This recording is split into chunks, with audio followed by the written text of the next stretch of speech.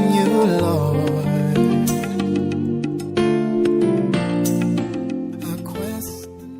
Plus, bonjour, responsabilité sexuelle. Les concepts, les termes sont assez forts, c'est vrai, quand on parle de la maturité affective. La maturité affective, ça veut dire une sorte de croissance, d'accord? De croissance et d'aноblissement sentimental.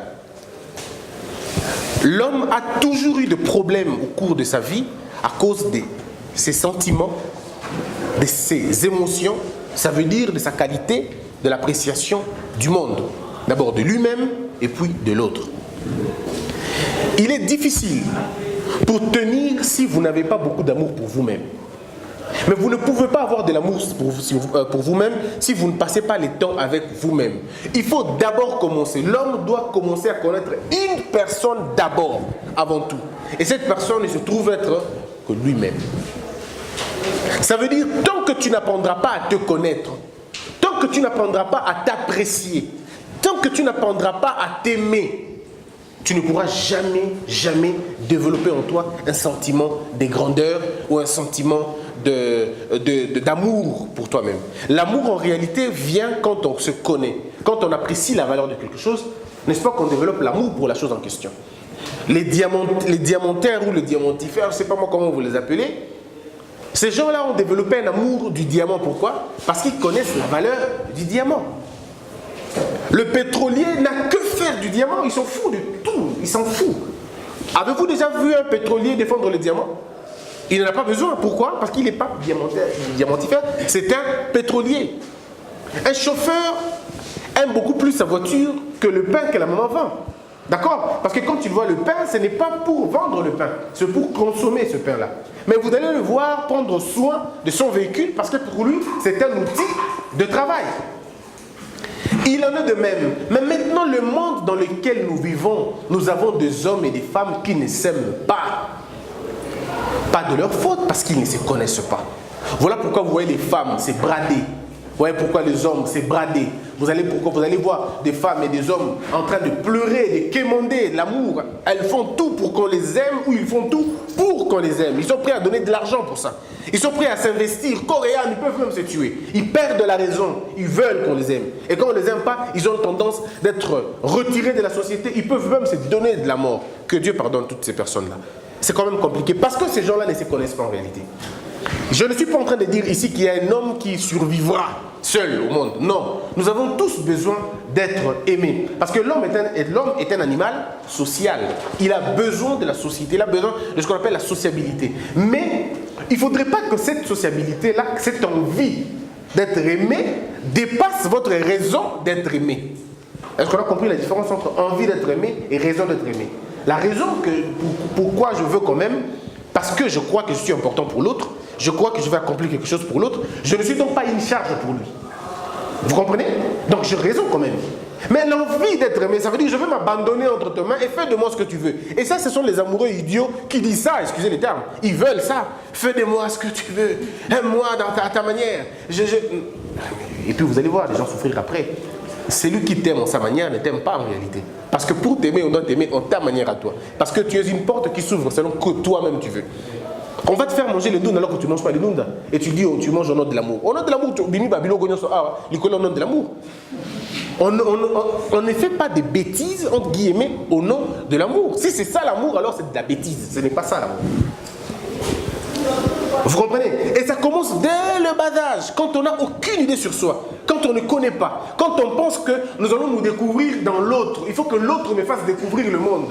Non, l'autre ne te fera jamais découvrir le monde. Le monde se fera découvrir par toi, par ta curiosité, par ta soif de connaître, par le goût du risque que tu as et surtout par la liberté que tu as.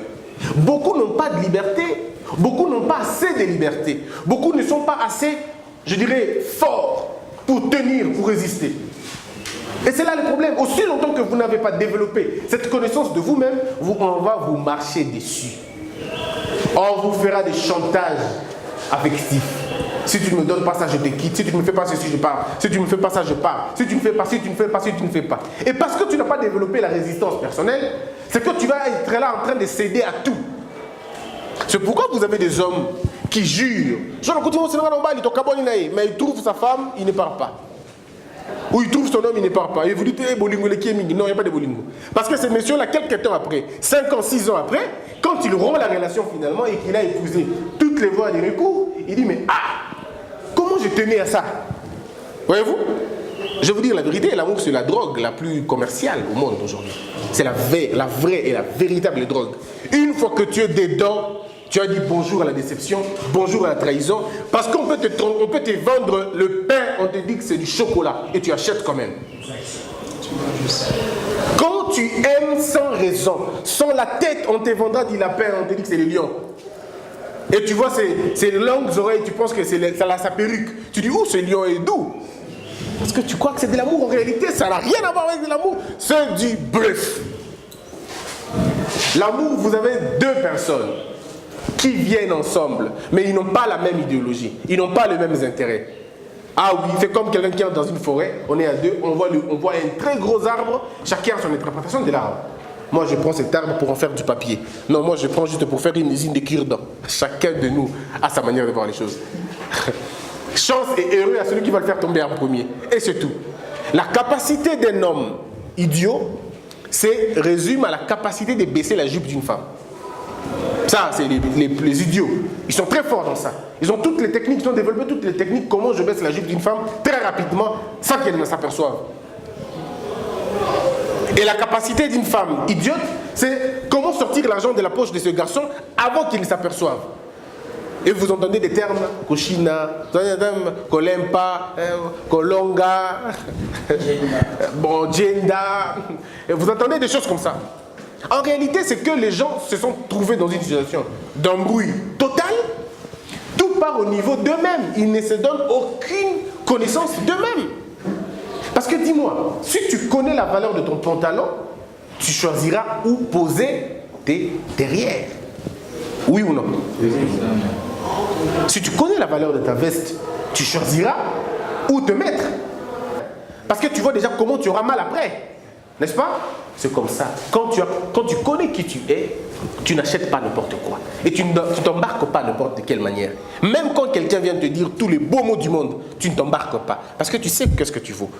En réalité, dans l'amour, quand les gens se rencontrent, la première des choses à faire, on appelle ça le transfert des informations. C'est en ces moments que c'est là. Aussitôt vu, aussitôt, tu découvres que et c'est à toi de faire le choix. Est-ce que parce qu'il veut me tendre un piège, non, là c'est qu'il y en a un maître, ça veut dire que je fais semblant de lui donner ce qu'il veut avoir et moi je lui prends des choses. C'est comme qui a déjà joué à jeu à dame. Hein? Vous connaissez ce qu'on appelle les moussanda. Hein? La PSIO, aussi moi comme la fungoli au jeu, mais tu te rends compte après que ton idée de me bloquer était en réalité une ouverture pour moi. J'étais bloqué. Alors vous développez la maturité affective quand vous avez un peu de connaissances ou sinon assez de connaissances sur vous-même. Très longtemps on a cru que pleurer en amour était un signe de romantisme. Mais excusez-moi, c'est un signe de stupidité. Je vous dis la vérité. Moi quand je pleure, je ne sais pas si j'ai déjà pleuré, quand l'erreur de fois où j'ai pleuré, c'était, je me disais mais comment je me suis fait avoir? C'était jamais pourquoi il m'a menti. Il est libre, on est dans un pays démocratique. Mais il est libre de faire ce qu'il veut. Il est libre d'utiliser son mensonge, il est libre. Mais non, moi je me dis, comment je fais pour ne pas voir ça? Et là, je remets en cause tout mon système d'autodéfense. Parce que le corps de quelqu'un est une armée ou un gouvernement. Vous avez les ministères d'autodéfense que vous devez développer pour savoir que je suis en face d'une fille qui veut me voler entièrement. Au Congo, vous trouvez des femmes qui ne vous volent pas que vous et toute votre famille. Ça dit le jour où tu la rencontres, M23 c'est petit. Ça dit tu rencontres la force nazie dans ta vie. Et quand elle entre, elle te tape jusqu'à la 7e génération. Tu raconteras à tes petits-enfants que j'ai rencontré une femme en 1992. Alors que nous sommes en 2050. De même, certaines femmes, aujourd'hui, sont marquées par cela. Elles ont eu des enfants. Un enfant, tu ne l'oublies jamais. Même s'il meurt, tu ne l'oublies jamais. Cet homme-là t'a fait passer à l'hôpital, elle t'a fait écarter les jambes et l'enfant est sorti de là. À cause d'un acte que tu as eu à faire, et c'est là, 30 ans, 25 ans, 40 ans. On t'a vendu rien dans le sac et tu as acheté. Et malheureusement pour les gens, quand vous avez été trompé comme ça, vous devenez plus agité, entre guillemets, éveillé, comme si quelqu'un n'avait... Vous savez quand quelqu'un n'a pas dormi, hein? Très éveillé, mais pour rien. Vous commencez à arrêter tout le monde, même les innocents. Tout ça parce qu'on a commis une erreur dans le temps et nous n'arrivons pas à améliorer notre capacité de faire mieux les choses, fait mieux les choix. Les statistiques ont prouvé, les femmes qui ont été abusées par les hommes qui viennent après, ces hommes qui sont partis, souffrent sérieusement. Ils payent le prix pour ce qu'ils n'ont jamais fait. N'est-ce pas, Paul? Je vois que tu hoches la tête, c'est que tu te rappelles. Chacun de nous a eu à payer une fois dans la vie ce qu'il n'a jamais fait. On se rappelle, non? Tu dis oui, tu comprends. Hein? Tu te rappelles, non? C'est-à-dire, on t'a fait payer des choses que tu n'as jamais faites. Parce qu'un Rodrigue qui est passé là-bas, il a tout détruit. À Bouka, vers Nyonso, et il y en a comme un plastique, parce qu'on a comme l'impression que tu vas faire la même chose que lui. C'est comme les hommes aussi. Quand ils ont rencontré des femmes destructrices, ils ont tendance à ne pas faire confiance à la première venue. Mais avec les hommes, c'est bête, parce que c'est eux qui vont chercher ces femmes-là. Parce que vous ne comprenez pas la logique. Je peux comprendre pour une femme, c'est qu'après être déçue, elle attend, et un autre homme vient lui demander en mariage ou en amour. Ça, on peut comprendre qu'elle est réticente. Mais je ne comprends pas ça chez un homme. Parce que c'est lui qui va quand même trouver une autre femme. Mais je vais quand même chercher une femme pour qui je n'aurai pas de confiance. Tout ça, c'est parce que l'homme ne développe pas en lui la connaissance de lui-même. Quand on a atteint ce niveau-là, on peut le comprendre. Mais je reviens maintenant dans la croissance de l'homme. En famille, prenons ça parce qu'il faut aller rapidement avec cela. Comment certaines personnes ont perdu l'amour en eux, ou l'amour d'eux-mêmes, ou l'estime, parce que ça marche ensemble. Dans la vie d'un homme, il y a ce qu'on appelle des banques. Ce que moi j'appelle des banques. Les banques de souvenirs positifs et les banques de souvenirs négatifs. Si au cours de ta croissance, tu as rencontré des parents méchants, des parents qui n'ont jamais félicité, qui n'ont jamais été d'accord avec vous, qui n'ont jamais été contents de toi, ou qui vous ont conditionné, qui ne vous félicitaient que lorsque vous faisiez des choses bien. Chacun de nous a déjà quand même eu un parent comme ça, non? C'est jamais... Ah, tu te retrouves, hein? Donc la seule fois que tu parles avec ton père, c'est quand il a besoin de crier sur toi. Ou la seule discussion que tu as avec ta mère, c'est quand il te fait des reproches. C'est jamais ma fille, tu es une jolie fille. C'est jamais ma fille, tu es la plus belle. C'est jamais mon garçon, tu es le plus beau. Ça n'a jamais été ça. Elle est très expressive quand elle te parle du mal. Ou il est tellement éloquent quand il faut te dire que tu es bête. Il a tous les mots pour te dire que tu es une bête, mais il n'a pas tous les mots pour te dire que tu es bien. Ça veut dire que vous vous êtes trouvé dans une situation où vous étiez obligé de faire le bien pour qu'on vous applaudisse. Vous étiez obligé de faire du bien pour acheter l'amour de vos parents.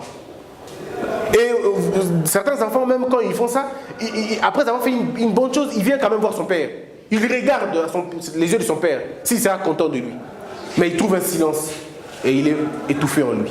Il fait tout pour être apprécié, mais il n'est toujours pas apprécié. Il fait tout pour être aimé, il n'est toujours pas aimé. Mais c'est quand il fait une petite bêtise qu'on lui rappelle toutes les bêtises faites déjà, même celles qu'on a déjà pardonnées, entre guillemets.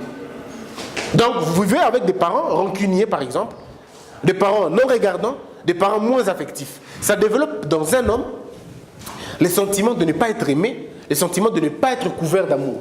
Vous comprenez? Et ces hommes et ces femmes qui développent, qui grandissent comme ça, grandissent avec des handicaps dans leur vie. Ils deviennent des problèmes dans la société. Ils deviennent des gens qui cherchent l'amour, qui cherchent l'affection, qui sont prêts même à les monnayer. Parce qu'ils veulent retrouver ce que leurs pères ne les ont pas donné. Mais il y en a aussi qui vont plus loin que ça. C'est-à-dire qu'ils s'en foutent totalement. Ce sont des gens qui n'ont jamais eu de l'amour. C'est normal. Moi, j'ai développé un sentiment depuis mon jeune âge. Un sentiment, c'était avant, Dieu merci, parce que ça ne me fait vraiment plus grand-chose, mais c'est gardé quand même quelques séquelles. Aujourd'hui, tu peux me féliciter comme tu veux. Je suis avec des amis qui me posent la question, mais comment tu fais pour ne pas avoir la grosse tête? Je dis toujours, j'en ai déjà, donc je n'ai pas besoin d'en avoir encore davantage. En réalité, c'est quoi en fait? C'est que quand je grandissais personnellement, je n'ai jamais été congratulé, jamais. J'ai rencontré des femmes, c'est-à-dire des mères, qui me rappelaient continuellement que je ne réussirai jamais la vie, que tu ne t'en sortiras jamais. Tu finiras par mettre au monde avant le mariage, tu finiras par faire la prison. C'est ce qu'on me racontait continuellement. Pourtant, j'avais des gros points, je faisais des bons points à l'école. Le convaincre que j'ai réussi quand même. Et c'est pénible. Il ne comprend pas. Et je croyais qu'il avait compris. Malheureusement, le matin, nous sommes allés vérifier à l'école. Figurez-vous, c'est supplice. Ça peut passer pour bien, mais c'est torturant, c'est frustrant. Surtout quand on est grand frère. Donc vous comprenez, quand on dit oui pour le petit, mais pas pour toi. On est allé voir, et mon père est allé voir, on lui a dit, mais quand il arrive, il pose la question. Et il dit, maître, je suis venu voir ceux qui Bosembe Azui. Alors le maître qui dit, mais wana mwana moko na mwana na ute mayele. Et le papa dit, oui, je sais, mais je veux savoir sur les ayetoye. Parce qu'il y avait deux Bosembe, le petit et le maître dit, mais oh, on attend que ça a été, lui, il est dans une autre salle. C'est vrai, on avait la même promotion. J'avais repris une année, il est venu avec moi. Donc, Petit Kanganga dans la classe depuis longtemps. Il était en 4e, je crois, A. Moi, en 4e, je crois, B, un truc du genre. Bon, B, pour certaines personnes, ça voulait dire bololé. Pour d'autres personnes, ça voulait dire, je ne sais pas moi quoi. Mais nous allons quand même. Et le maître dit, non, on attend que ça a été, on attend que ça rendait. Et mon père pose la question, c'est vrai? Il dit, oui, c'est vrai. Est-ce que je peux voir la fiche? Il a vu la fiche, disons, aucun échec. Comme si ça ne suffisait pas. Même quand je revenais avec 70% à la maison, ma mère me disait toujours, tu as trompé. En fait, ma marâtre, tu as trompé, tu as triché. Et qu'est-ce que ça fait dans la tête de quelqu'un? De toutes les façons, la réussite veut dire humiliation. Ça ne sert plus à rien pour moi. Et c'était comme ça depuis très longtemps. Donc du coup, aujourd'hui, même quand tu me dis, Christian, on t'aime, je prends ça, je dis merci. Mais en réalité, ça n'a aucun effet sur moi. Là, je vous parle des séquelles il y a plusieurs années. Vous aimez beaucoup les calculs, je ne vais pas vous donner les temps. Donc, c'est quand même beaucoup d'années après. Alors, je ne suis pas le seul, il y en a beaucoup comme ça. Il y a beaucoup de femmes comme ça, qui ont grandi dans un foyer de cette manière-là. Nous sommes en 2000, pardon, je reçois mon diplôme. Parce que j'avais raté le diplôme premièrement. Je refais mon diplôme et on attendait tous les diplômes. On était comme ça parce que chez nous, je ne sais pas s'il y a une sorte de malédiction. Tous les garçons ont repris quand même les diplômes, mais en commençant par mon père. Voilà pourquoi il est très clément quand on reprend. Parce que de toute façon, lui-même a repris. Alors, tout le monde avait repris. Moi, j'avais repris. Et puis, il fallait maintenant que le fils le plus intelligent, selon mon père, mon jeune frère, on l'attendait. Alors, il y avait 4 garçons, on attendait tous les résultats. Maintenant, mon père a joué à celui qui était, bon, genre, papa, non. Il dit, non, c'est la Bino Soboso. En réalité, il attendait vraiment que Guigui obtienne le diplôme au moins. Donc, c'est choisi déjà au départ. On attend les diplômes. Alors moi dans ma prière c'était Seigneur. J'étais aussi jeune, j'ai dit Seigneur. Ça là comme ça, la personne a joué. Bah on sait plus là. Mais si moi j'ai réussi et Guigui ne réussit pas, ça sera fini. Personne ne parlera de cela. Comme si je savais. Le premier diplôme Bimi, il rate. Ah, c'est l'aîné. C'était sa deuxième fois de rater. Alors le froid il continue. Ouais, raté. Ok. Le deuxième, il rate aussi. J'ai dit, bon, ça sera mon tour maintenant. On attend. Les résultats sortent finalement. Mon jeune frère Guigui rate aussi le diplôme. Vous savez, j'ai fait ouf, je suis foutu. Il aurait dû obtenir son diplôme. On attend mon tour. Mais vous savez, moi, on n'a même pas entendu mon tour. Mon père est allé m'inscrire dans une école. Oh non, Christian, oublions quoi? On est allé m'inscrire en 6e. Il a dit, de toute façon, c'est moi qui paye les frais. Je veux que tu reprennes. Papa, mais c'est là que nous bima, na boko zongi la tena zongi la. Mais ebima nanu atana mona échec nanga na maboko. Et le résultat finalement sort. Et c'est mon jeune frère qui m'appelle. Dès que Simbi Ozui. J'étais à la maison, on a dit non, il y avait le lauréat de l'Équateur entièrement avait 58. Le deuxième lauréat avait 55, je crois. 55, combien? Bon, on dormait, hein, on avait 50, peut-être. De toute façon, on avait déjà dit que le lauréat avait 58, 59. Moi, je me réservais déjà une attaque 45 ou 40 trucs comme ça.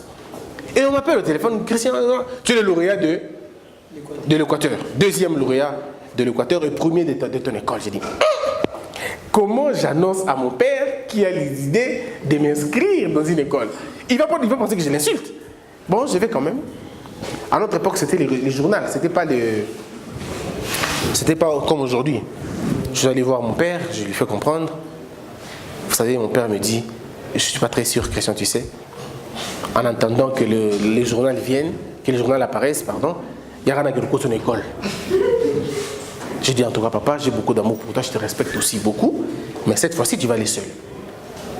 Je te rappelle qu'en 4e, tu m'as amené comme ça, et je ne subirai plus cette humiliation, donc va seul. Comment? Journal à ce bimi. Et tout à l'année, ok, il a dit, ok, je te félicite quand je verrai les journaux. Ah, attendons voir. Et on a attendu 1 mois, comme toujours, 2 mois, et le résultat est sorti, j'ai la main le résultat. Il dit, ah ok, en tout cas, c'est bien, c'est bien, c'est bien. C'était tout. Mon frère reprend l'année, finalement il obtient le diplôme, on n'attend même pas que le journal est bima. On n'attend même pas. Il dit, papa, Nazu, oh, mon fils. En réalité, si tu n'es pas fort en esprit, tu tombes dans un complexe d'infériorité, tu te détruis toi-même et tu n'as plus d'amour pour toi. Et on développe 2 types de mentalités après. Soit on est refermé, soit on est très ouvert. Et d'une manière ou d'une autre, on s'est fait du mal. D'une manière ou d'une autre. Alors vous êtes nombreux à avoir bénéficié, avoir grandi dans ces conditions-là. En manque d'amour, vous comprenez? Et ça continue comme ça. Mais il y a aussi, au-delà de ça, à côté, il y a un autre élément important. C'est qu'il y a aussi les gens qui ont grandi avec un excès d'amour. Ceux qui ont grandi avec un excès d'amour deviennent des problèmes. Ils deviennent de sérieux problèmes. Parce qu'ils deviennent des quémandeurs d'amour. Ils deviennent des gens qui supplient qu'on les aime. L'enfant a grandi dans un environnement où il n'y avait aucun contrôle sur lui. Il n'y avait aucune insistance sur lui. Ça veut dire l'enfant roi, comme on dit certains enfants. Enfant roi, fille reine. C'est-à-dire la fille a tout ce qu'elle veut, l'enfant a tout ce qu'il veut. Cet enfant, quand il grandit, il n'a aucun amour pour les autres. Il a tout pour lui-même. Et quand il y a un problème, il ne se remet pas en cause. C'est toujours la faute de l'autre. Parce que quand il grandissait, tout ce qu'il faisait était approuvé par sa mère et par son père. Vous avez déjà vu ce genre de parents, non? Moi, je suis TV, moi, je vous voyez ça? Et c'est généralement vos enfants, vos frères et tout. C'est-à-dire un enfant qui n'a pas le jouet, qui n'a pas son jouet, mais qui veut le jouet de son grand frère et maman qui dit les yaya, tiki là il joue. Pour la ligne, on dit ça, non? Alors quand vous éduquez vos enfants de cette façon-là, vous vous attendez à quoi demain? Attendez-vous à des enfants gâtés, à des enfants pourris, à des enfants têtus. Et ces enfants-là vont demain vous faire des remarques par moments scandaleuses. Aujourd'hui, il y a des mamans et des parents qui s'étonnent que la bango va tenir dans vos têtes. Les enfants leur tiennent la tête. Ils disent, mais comment tu l'as éduqué? Quand tu as laissé l'enfant raconter tout ce qu'il voulait dans sa vie, au cours de sa vie, quand tu as couvert ton enfant, je veux dire couvrir au sens vraiment de l'étouffer même de ton amour, au point de prendre ses responsabilités. Un enfant commet une bêtise, mais c'est maman qui répond à la bêtise. Un enfant qui commet une bêtise, mais c'est maman qui repart toute la bêtise et présente l'enfant comme un enfant bien. L'enfant développe un état, qu'on appelle un instinct d'imitation. Il voit son père à chaque fois que papa y a, parce qu'ils sont des observateurs les enfants. Hein. Quand papa vient, la première chose, on leur a chapeau, à tirer les couleurs cintre. C'est tout ce que papa fait. Après, il téléphone, à poser. L'enfant voit toutes ces petites habitudes-là. Maintenant, un jour que papa vient fatigué, on le met le chapeau, au tché, na kiti. Ça a perturbé l'enfant. Il dit non, mais c'est pas comme ça qu'il fait généralement. Et tu vois comme cet enfant-là, mais tu vois comme l'intention, il a, c'est de prendre le truc, de la mener là-haut, tu es censé mettre. Et il s'arrête, il se rend compte qu'il a encore maté. Et là, qu'est-ce que les enfants font généralement? Ils te lancent le premier regard. Vous comprenez, non? Il lance le premier regard, il lance le deuxième regard. C'est dans la philosophie de la parole. Il te fait comprendre que je vais faire exactement ce que tu fais, mais je n'arrive pas. Est-ce que vous comprenez? C'est comme ça qu'on éduque un enfant. On le laisse faire ce qu'il fait. Mais nous avons une majorité des enfants, quand je vous dis, c'est vraiment avec pincement au cœur, vous pouvez me croire. Ça va peut-être vous choquer, mais excusez-moi de vous le dire. Est-ce que vous savez qu'au Congo, 80% des Congolais sont mal éduqués?